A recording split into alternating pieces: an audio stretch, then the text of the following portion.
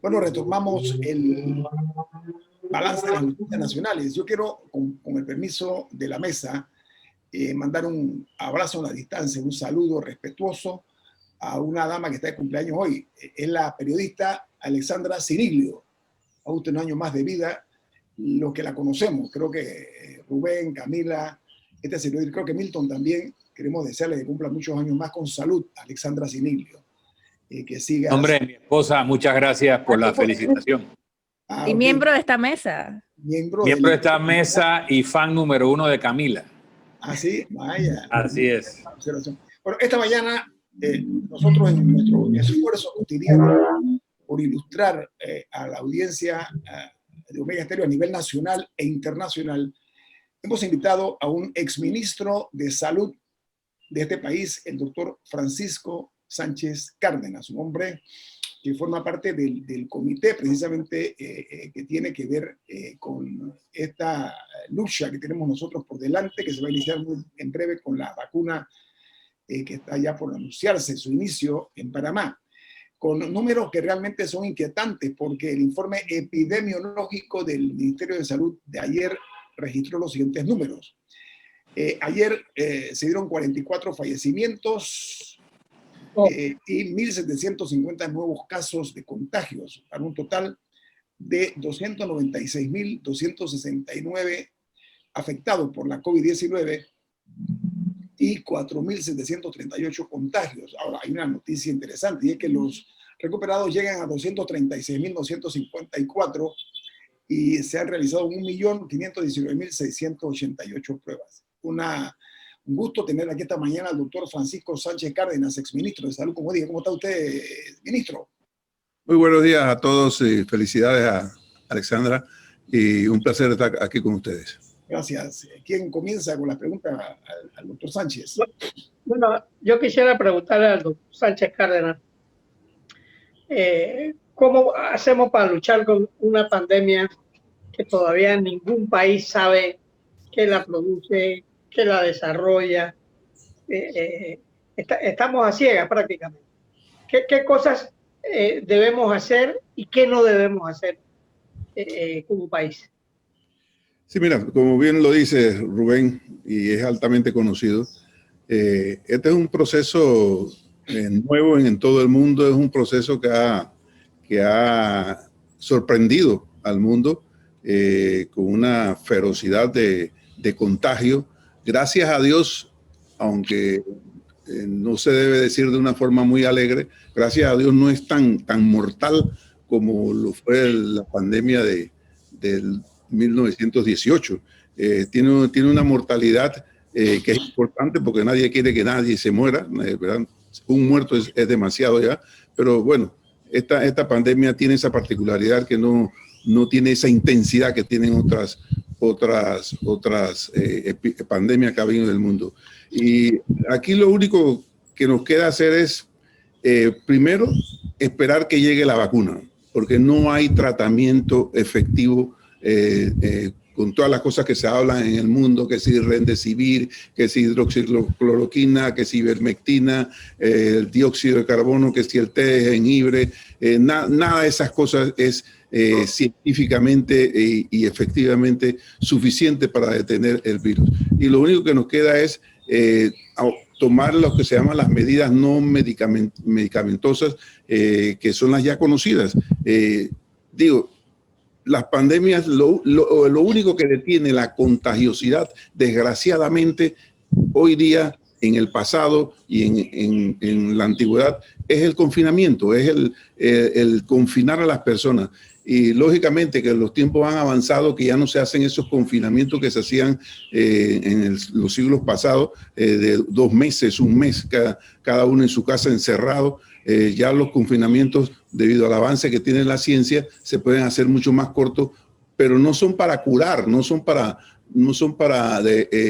que la gente no se enferme, sino para evitar que se enferme en demasía, para evitar que ocurra lo que nadie quiere que ocurra, que es que el sistema sanitario se colapse, que eso sí ya es la desgracia de un país. Entonces, permítame retomar el tema de las opiniones de expertos y no expertos.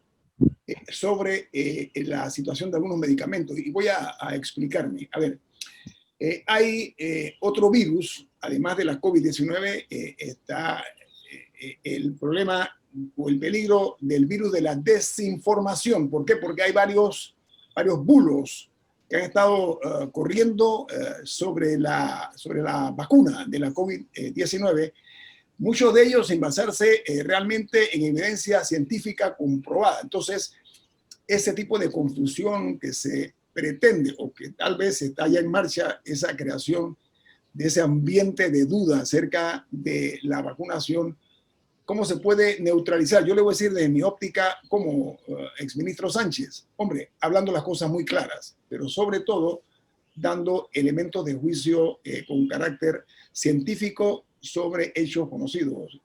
Doctor Sánchez Cárdenas. Sí, mira,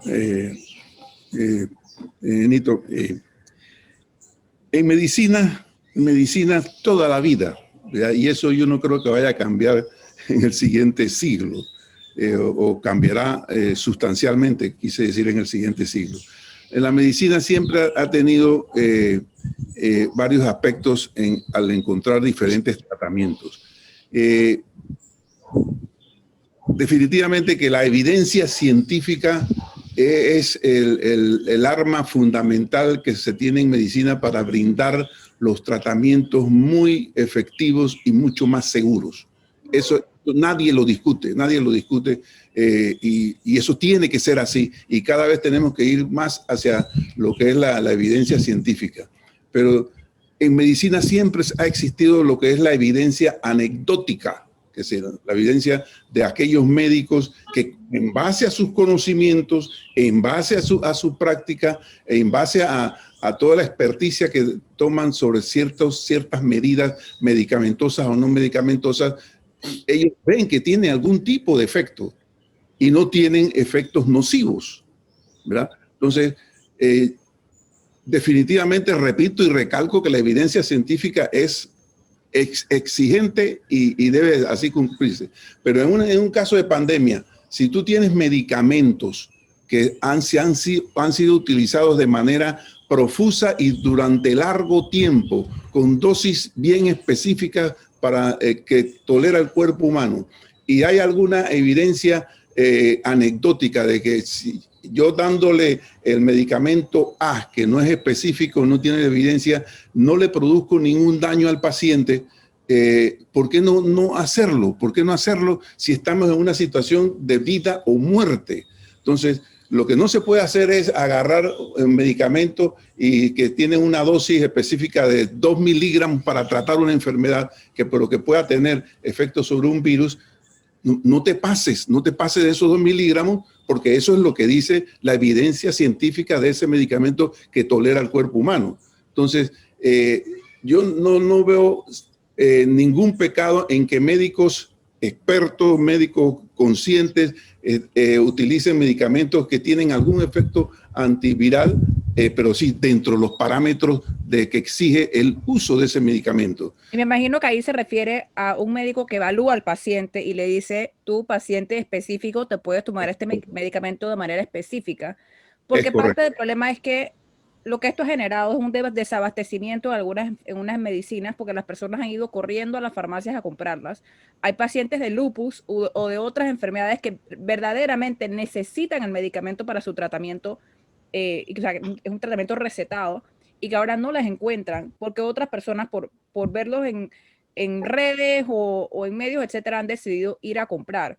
Porque el problema es que si un médico lo receta y el paciente tiene un problema, el médico, o sea, existe alguien que se pueda hacer responsable si al paciente le pasa algo.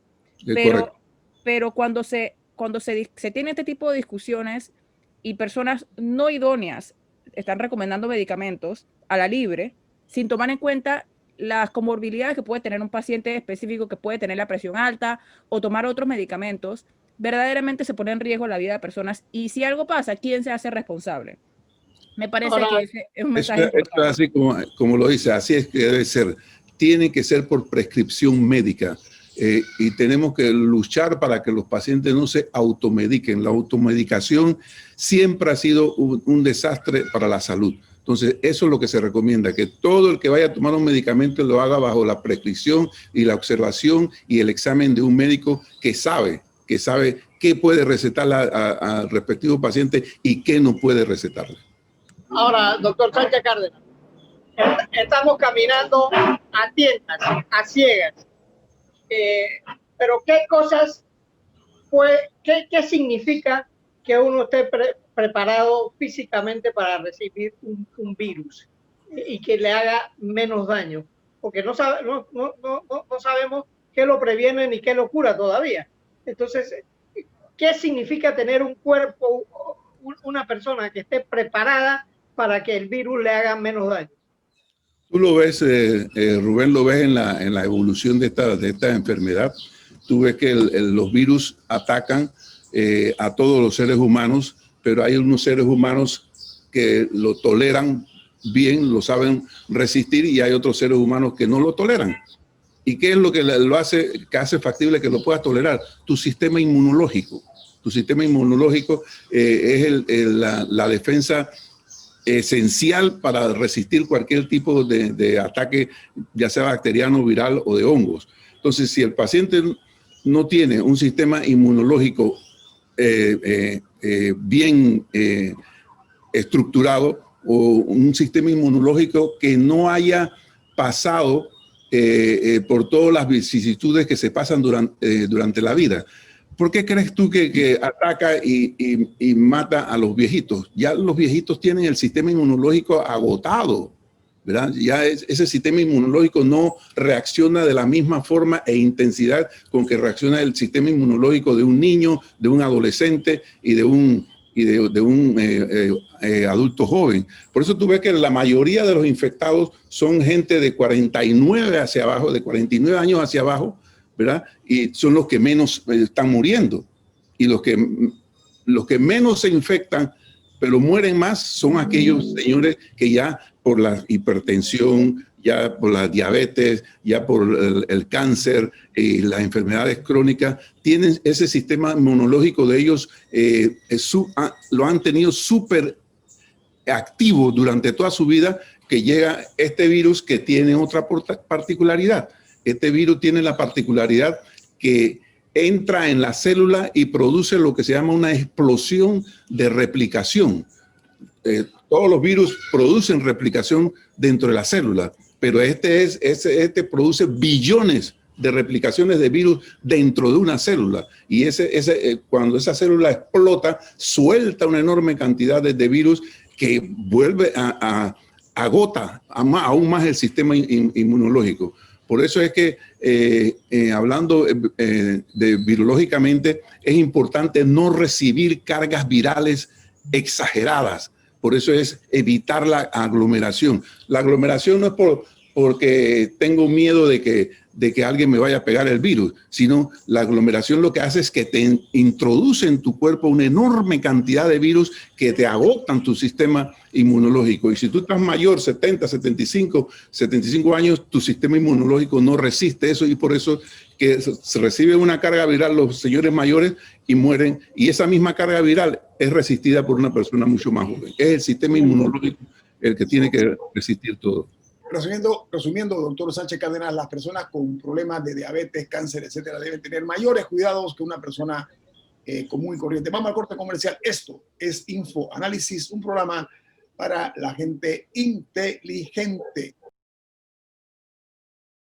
Bueno, continuamos esta charla, esta plática informativa con el exministro de Salud, el doctor Francisco Sánchez Cárdenas. Milton. Sí, doctor Sánchez Cárdenas, he estado leyendo opiniones que dicen, el planteamiento es muy básico, la vida quiere vivir, lo que significa que el virus quiere replicarse y que para replicarse cada vez va a ser más contagioso y menos letal, porque necesita más cuerpos donde replicarse. Con esa idea, usted ha hablado mucho del sistema inmunológico, y lo que vemos es que las personas infectadas sobreviven o no como una enfermedad muy leve o hasta asintomática, o fallecen por la reacción de su sistema inmunológico. algunos sobrereaccionan y producen tormentas de citoquinas, inflamaciones, trombos, que generan entonces los efectos letales. No el mismo virus, sino los efectos del virus en el cuerpo. Con este contexto, donde las personas con sobrepeso, con diabetes, con inmunosuprimidas, producto de tratamientos de cáncer, etcétera, y aquellas personas con el sistema inmunológico exacerbado, casos de lupus, etcétera, son las principales víctimas. ¿Qué tenemos que hacer el mundo y nuestro país para mejorar el sistema inmunológico de las personas? Para que las personas, esta pandemia y la que viene después, la puedan resistir mejor. Y eso requeriría estar en buenas condiciones. Y al mismo tiempo que nosotros no estamos haciendo eso, hay ciertas medidas que nos dejan perplejos, como prohibirle a la gente ir al mar, prohibir a la gente ir a los parques, prohibir a la gente hacer esas actividades que sabemos que fortalecen el sistema inmunológico. Sí, interesante pregunta, Milton. Primero que nada, yo no soy virólogo. Yo tengo mis conocimientos de pandemia y virología se han desarrollado gracias a la educación que ha recibido uno en la universidad, y que los conocimientos que tienes la vas asimilando mucho más fácil que el común ciudadano. Pero sí quiero hacer esa aclaración. ¿Qué hacer ¿Por qué puede estar sucediendo esta situación de un agotamiento del sistema inmunológico? ¿Y por qué la otra parte que dice que lo de la tormenta de citoquina, primero, yo creo que la primera parte de tu pregunta tiene mucho que ver con el medio ambiente que hemos desarrollado en el planeta.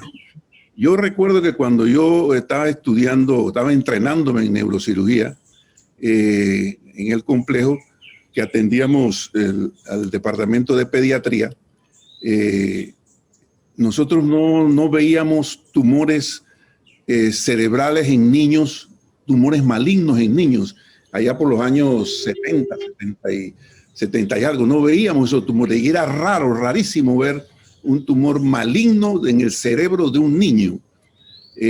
Y a medida que fue evolucionando el mundo y la tecnología y los medicamentos, los alimentos fueron transformándose en unas verdaderas laboratorios químicos, y que si las ondas estas de comunicación, que si las ondas de los aparatos eléctricos, los aparatos que manejamos en nuestra casa y en nuestros carros, fueron aumentando, apareció el teléfono celular, vimos una explosión de tumores cerebrales en niños que no veíamos antes. Y hoy día es verdaderamente frecuente ver cómo estos tumores han crecido en toda la población.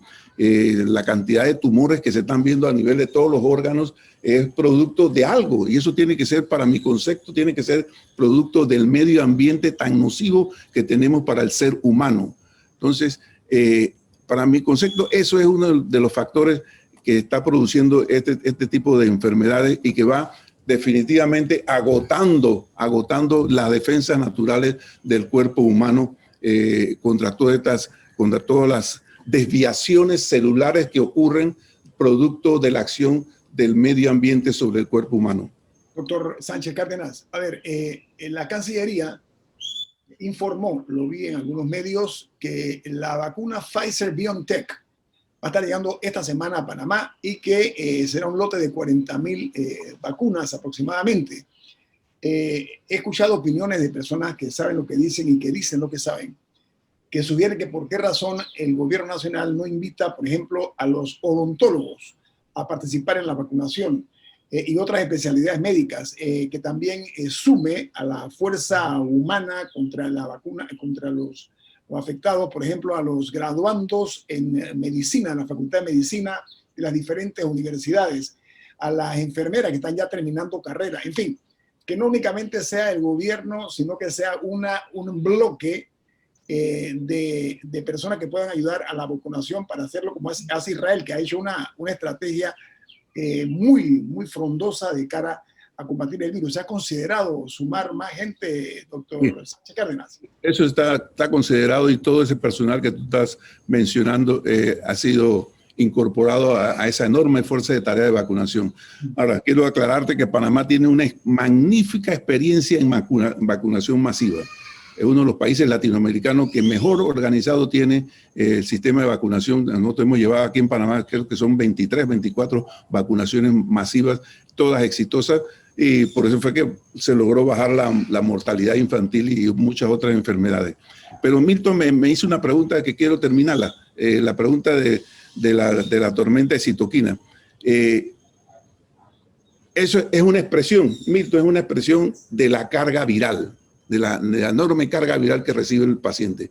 Si tú te mantienes con tu mascarilla, si tú te mantienes con tu lavado de manos, te mantienes con distanciamiento y ahora con la pantalla facial, tú vas a recibir muy poca carga viral y tu respuesta inmunitaria va a ser proporcional a la cantidad de virus que tú recibas. Entonces, mientras más te protejas, menos carga viral vas a tener y menos tormenta de citoquina vas a tener, y más preparado vas a tener tu sistema inmunológico para afrontar la carga que recibes en un momento dado. Camila. Doctor Sánchez Cárdenas, aprovecho y junto una pregunta de un oyente con la mía. Que el oyente preguntaba qué pasa con las personas que no tienen acceso a una asistencia médica a tiempo. Y es que esa ha sido una de las grandes quejas de muchísima gente, que no solamente van a hacerse la prueba y a veces demoran hasta una semana en entregarles el resultado de esa prueba, o que intentan tener acceso a una atención temprana y no la consiguen hasta que se empeoran de manera significativa. ¿Qué se está haciendo para mejorar esta situación? O sea, se reconoce que se tiene un problema y que necesita una solución, empezando por ahí, y cuál es la manera en la que están pensando lidiar con eso. O sea, todo el mundo entiende que ahorita el sistema está muy estirado, pero al final hay personas que no consiguen acceso a una atención de salud básica en un día normal, mucho menos en pandemia. Mira, se está desarrollando ahora con la vacunación, se ha desarrollado un sistema digital que yo espero que en los próximos días se ponga en práctica.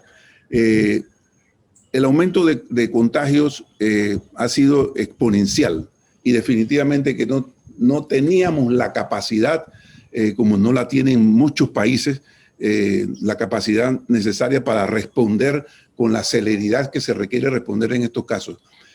Pero para eso existe la tecnología y se está habilitando toda una especie de plataforma para darle seguimiento a aquellos casos de contactos y de pruebas que se han hecho para que sus resultados sean lo más rápidamente. Antes prácticamente era manual, hacías un hisopado, lo pasabas a diferentes estadios de una organización y a los 3, 4 días, 5 días era que llegaba el resultado, si llegaba a la persona que había sido hisopada. Ahora se quiere, con toda esta tecnología que se está desarrollando con la vacunación, adaptarla también a darle seguimiento a lo que es la trazabilidad, que es lo cual tú me estás hablando.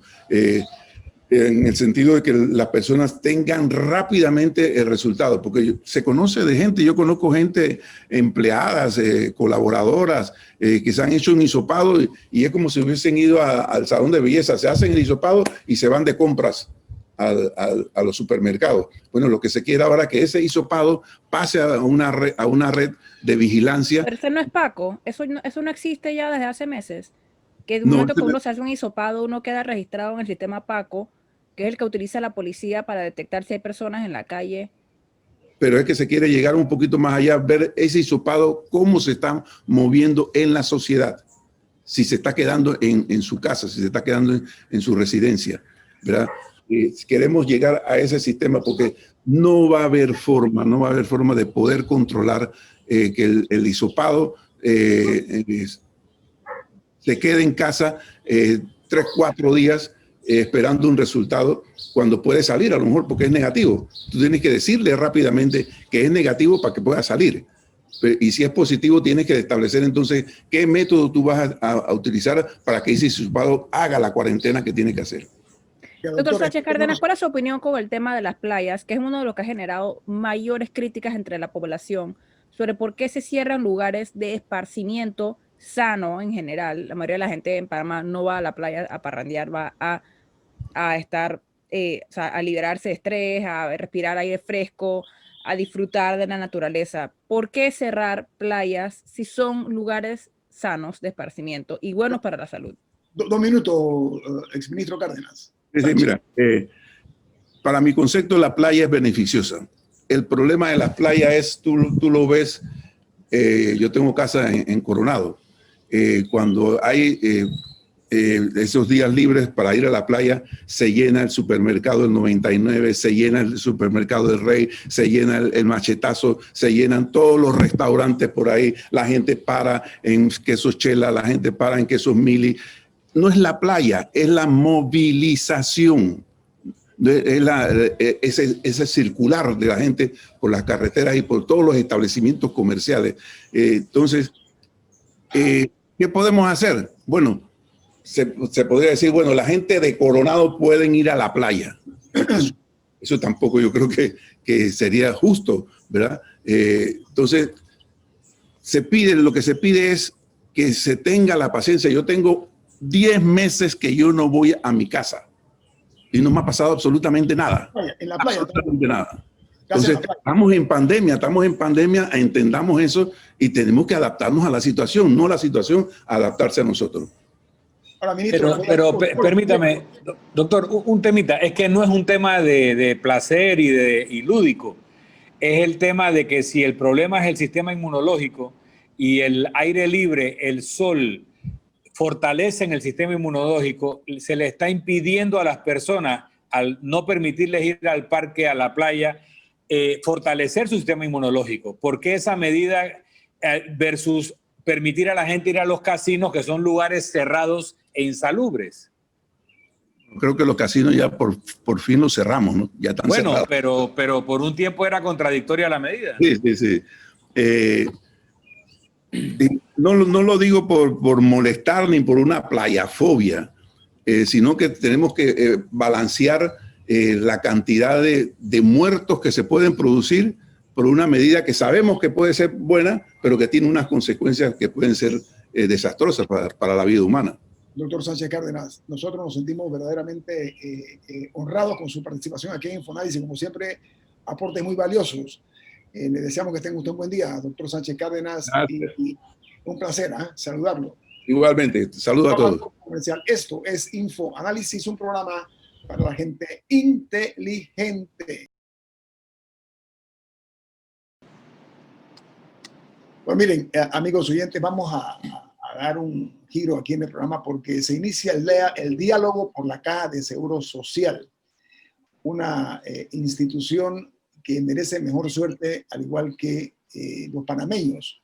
Hay muchas dudas, producto, y hay que reconocerlo, solamente de los últimos gobiernos, solamente han habido 2 que se han atrevido a tocar el tema, y lo voy a decir sin el ánimo de exacerbar ingratos recuerdos. Uno fue el gobierno de Pérez Valladares, Ernesto Pérez Valladares, en su administración, y el otro fue el presidente Martín Torrijos, que se atrevieron a dar pasos adelante en el tema de la Caja de Seguro Social. Corresponde ahora a otro gobierno de esa misma línea de pensamiento, que es el PRD, con Laurentino Cortizo, que se ha atrevido a también tomar esa iniciativa. Pero me gustaría escuchar la opinión de la mesa con relación a cuáles son los puntos fundamentales para que esto progrese y realmente logremos objetivos comunes para mejorar la condición precaria en que se encuentra la Caja de Seguro Social. Bueno, lo primero, Guillermo, es que lo barato sale caro. Este cuento de que la junta directiva no tiene sueldos es uno de los grandes pecados que tiene la ley de la Caja de Seguro Social.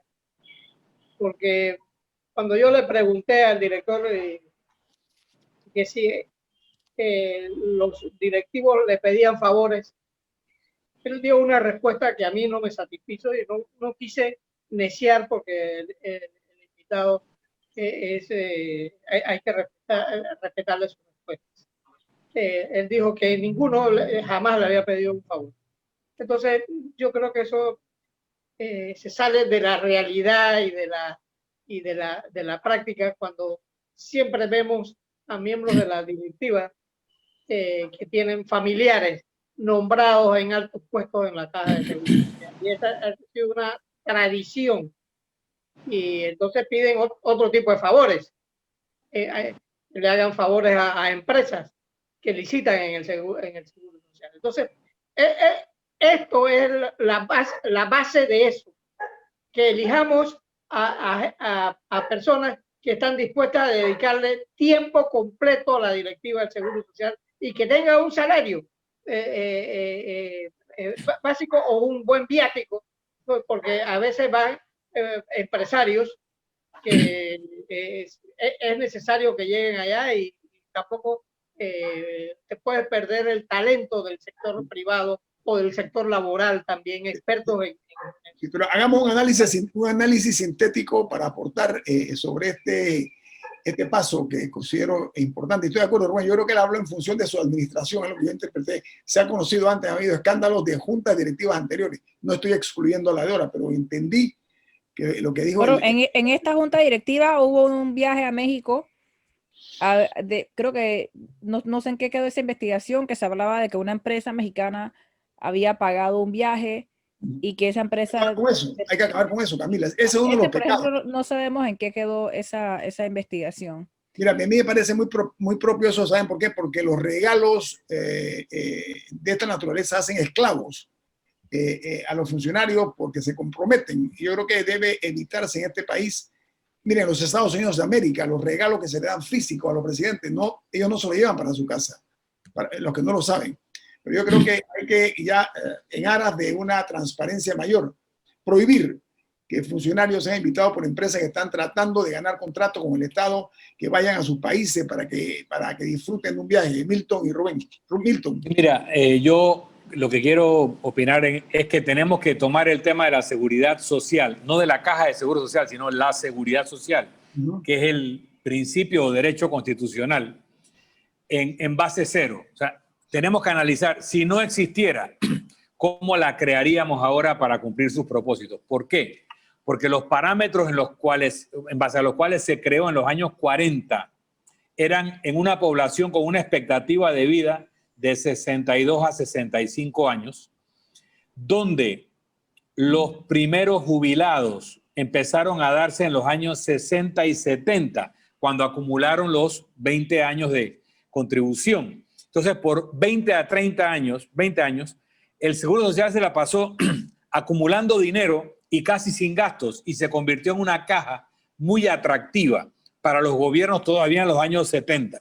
Ya en los 80 empieza a hacer crisis, pero no solo porque se utilizaron recursos de una forma indebida, no solo por eso, sino porque había una presunción de una pirámide, donde cuando la persona que contribuía con una fracción de su sueldo, 8%, entre empleador y trabajador, se jubilaba, había 12 a 15 personas que contribuían para hacerle ese sueldo. Conforme se achata la pirámide y cada vez la relación entre los contribuyentes y los beneficiarios de la pensión es menor, ya hoy en día 5 personas contribuyen por una que se jubila. No voy a elaborar más, estos simplemente son parámetros. Entonces, cuando tú convocas un diálogo del Seguro Social y dices, pueden hablar de todo, menos de las medidas paramétricas, no vas a encontrar ninguna solución, porque el problema es paramétrico. El problema es cuánta gente contribuye versus cuánta gente recibe de ese dinero su pensión. Y cuando hace 15 o 10 años, 12, cambiaste el sistema y un grupo de los nuevos entrantes ya contribuyen con una fracción a esa pirámide y el resto va a una cuenta individual, el sistema no tiene solución tal y como está diseñado. Hay que rediseñarlo de cero, entrar al tema de que hay que separar en 3 entidades, etcétera. Bueno, antes de que cambiemos de tema, de hecho, Carlos Abadía, que es un ex directivo de la caja, él advirtió ayer sobre que dice que hay rumores de que una de las soluciones que están planteando es fusionar el sistema mixto con el sistema solidario. O sea, el sistema nuevo con el que la gente está ahorrando individualmente, fusionarlo con el solidario para así cumplir con los pagos. Él advirtió contra este sistema porque dijo que sería el equivalente a un robo. O sea, a la gente que ha estado ahorrando a sus cuentas y que han estado contando con ese dinero y que ahora ya no lo vayan a tener. Me parece interesante, o sea, hablar un poco de las macro medidas, no solamente, o sea, que todo debería estar en la mesa. Dividir la caja en 2 para funcionarlo con el MINSA. En 3, perdón. 3. Ajá, que todo, o sea, todo debería estar en la mesa. No se puede llegar a un diálogo precondicionado. Yo quiero recurrir a la dignidad.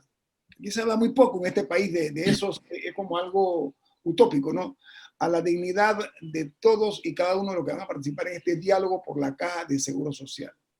Apelo a eso porque si no hacen su cosa bien de cara al sol, directo, inteligentemente, van a quedar atrapados en un pasado oprobioso, que es lo que se ve para atrás en la Caja de Seguro Social. El reto es hacer las cosas bien de una vez y por todas, de manera valiente, de manera frontal, y sacar la política de la solución de la Caja de Seguro Social. Diga, señor Murgas. No, yo creo que el sistema también tiene que abogar, y yo creo que Camila y Milton y tú no estarán en desacuerdo, abogar por las personas que no cotizaron, y no porque dejaron de ser buenos ciudadanos, sino son abuelas, madres de familia, que se dedicaron a ser cocineras de su propio hogar, o también las empleadas domésticas que no están protegidas por el Seguro Social, porque no se obliga a los patrones a pagarle la cuota de Seguro Social a una empleada doméstica. Entonces, todos estos problemas se los dejamos al papá Estado, al papá gobierno, que es el que tiene que cargar con esas personas que llegan a la ancianidad. Y no es que no trabajaron, trabajaron en demasía, quizás más que muchas personas, pero no fueron compensadas con una cuota del Seguro Social. Entonces, el sistema tiene que pensar en eso también. Me parece un excelente punto. Me parece un excelente punto, y no solamente esas poblaciones, sino también Panamá tiene una población informal impresionante, o sea, es como la mitad de la economía. Estamos hablando de trabajadores informales, y hay quejas por parte de muchos que tratan de cotizar de manera voluntaria y que encuentran problemas en el camino. Ese es el tipo de cosas también que se tiene que simplificar y hacerlo más sencillo. Pero yo creo que parte del problema es que mucha gente, y o sea, con mucha gente me refiero a la gran mayoría de la población, no tiene un entendimiento de cómo funciona la caja porque no lo explican, porque todo está en la sombra. Nadie sabe cuánto dinero tiene la caja, nadie sabe cuánto dinero tiene cada uno de los programas, cómo funciona cada uno. Y yo creo que paralelo al diálogo, tiene que haber toda una campaña de explicarle a la población las interioridades de la caja, cómo funciona en manera práctica, porque es muy difícil discutir soluciones si uno no entiende el problema. Yo creo que eso debe ser parte del diálogo, que el panameño en general esté más cercano a la caja y que entienda su funcionamiento. Mucha gente no sabe cómo revisar qué saldo tiene, la gente que está en el sistema nuevo. El diagnóstico, a mi juicio, debe ser simplista, primero. Segundo, no tener esa alergia al diálogo franco, sincero y crudo porque no hay otra manera de ver esa realidad sino de una forma cruda. Yo quiero también aceptar, y que así se ha visto, que tenemos hasta ahora un sistema que ha sido en cierta forma disfuncional.